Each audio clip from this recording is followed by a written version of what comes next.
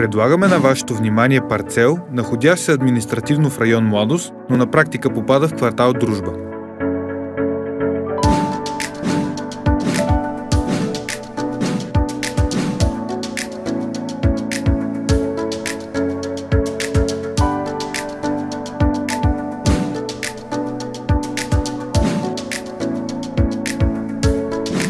Имотът е с площ от 1450 квадратни метра и попада в зона с МФ.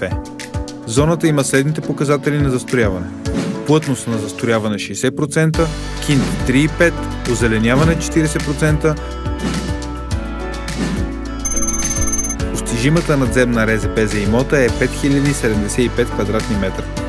Парцелът е с входиран ПУП, който се очаква в срок от 1 година да бъде в сила.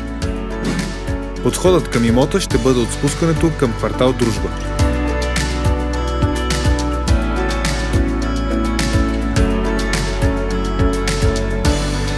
Бъдещата сграда ще бъде тясна и дълга с изложение изток-запад. Мястото е подходящо за построяване на офис сграда или сграда със смесено предназначение. 60% жилищно и 40% за обществено обслужване.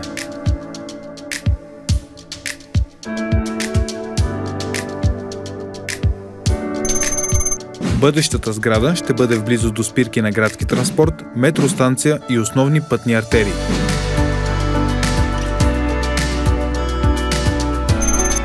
Изключително подходящ парцел за инвестиция. При влизане на имота в регулация, то цената ще бъде поне двойна.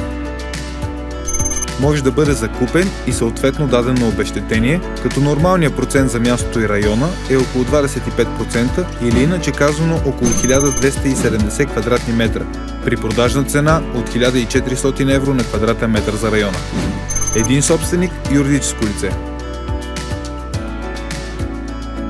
За повече информация и огледи, свържете се с нас.